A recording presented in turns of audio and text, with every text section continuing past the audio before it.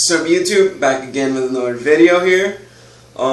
Today I'm going to be talking about one of my favorite players, Allan Holdsworth, and what goes through my head when I try to emulate his style. So let's get to it real quick. I decided to divide the lesson into 3 parts within the same video. So I'm going to be talking about scales and the different scales I like to use when I try to emulate his stuff. The second part is basically tension building concepts. So it's not really scales, but I like to use it for like tension building up to a resolve. And then the last aspect of the video I want to talk about is the actual phrasing. So yeah, let's get to it real quick. Alright, let's get started with the first section of the video. And these are the scales. These are the ones I like to use. You got the major scale with all the different modes. You got the melodic minor scale with all its different modes. You got the diminished scale with the different variants of it. Basically the whole half and the half whole diminished. And lastly, the 3-note per string pentatonics. If you check out Allan's instructional video, you'll see that he talks about other scales like the harmonic major. There's also the augmented scale. There's a couple more pretty cool scales that'll help you out with this work, but these are the ones I like to work with. Right, now to the second part of the video, I'm going to be talking about how to actually use these scales. So when I play the actual major scale in its modes or melodic minor scale in its modes, I do not go up and down the scale. Let's take C melodic minor, for example. I don't go. I tend to use the different permutations when I go up and down. So it would be more of a...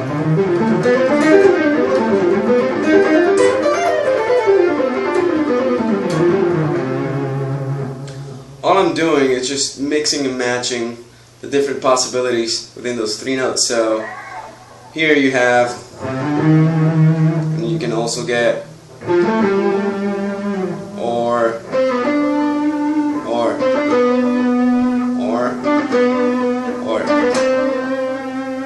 So I've been practicing those different permutations for a while now, and they tend to come up naturally, so I don't have to force them that much. But it helps a lot with the actual phrasing of what Allan likes to do. Next thing I want to talk about is the actual 3-note per string pentatonics. So instead of just playing the normal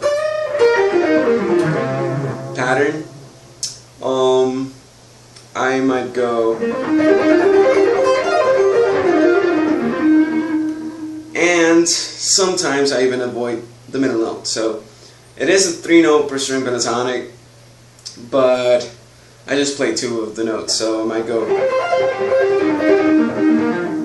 that kind of thing. Okay, so the next section of the video is the tension building concepts.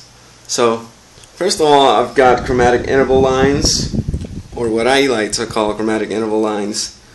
I'll give you a little preview in a second, but it's just playing different intervals and going up and down them chromatically. And then the second one is just inserting chromatic passing tones between the actual scales, like I do in my spicing up the pentatonics videos. Okay, so as far as the actual tension building concepts go, let me show you what I mean by taking different intervals and going up and down them chromatically, which I'm pretty sure I did at least once in the improv section, so you can check it out. This is just fourths, so, and then another fourth, the next string. And what I do is I go up or down, whichever way, chromatically, so it would be.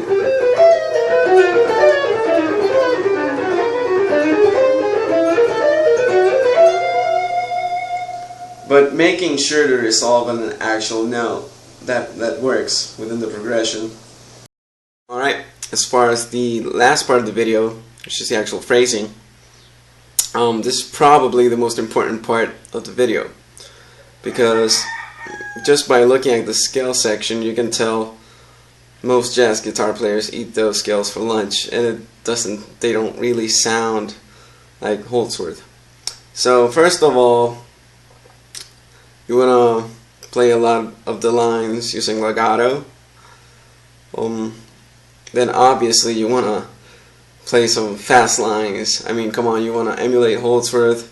Speed is definitely going to be your friend. After that, you want to use a light touch. You know, he's not an aggressive guy when he plays. You can definitely tell when you look at him in terms of his fingers. There's not much effort going there. Next, you want to play stretchy stuff. I mean, you look at his hands, they probably cover around 7 or 8 frets easily. The next part is vibrato. When he gets to hit those long notes, he likes to add a little shake or movement to the note. Not much, just something very, very subtle. And at times he does go to the whammy bar when it's a high energy part. And last but not least, if you really, really look at his playing, sometimes he goes for like a fast line and then finishes the actual line with a slide to another note somewhere higher in the neck. Alright, as for the actual phrasing, let me try to hit a couple points at the same time. With my right hand, you can tell I'm not picking aggressively. And you can definitely tell I'm playing a lot of the stuff legato. Not doing pure legato, but I'm definitely not picking everything. And you can tell I'm doing a couple of stretches and purposely avoiding close contact, you know. So let me show you.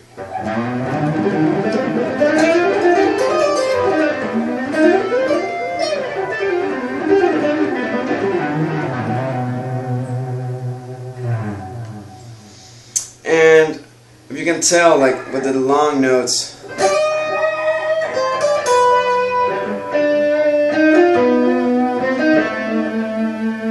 that's the type of vibrato he likes. It's not the whole, it's not that type of thing. And again with the slide, so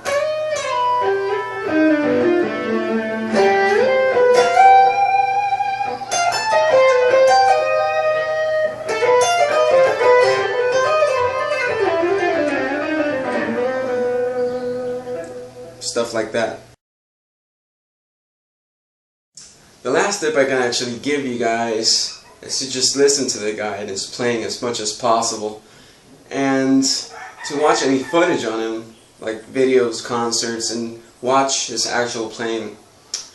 Most importantly, if you really, really want to know like what goes on in his head, transcribe what he's doing.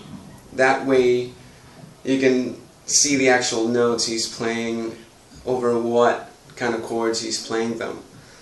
And the type of phrasing is all, you'll be listening to everything, you know. It'll definitely help you out a lot more.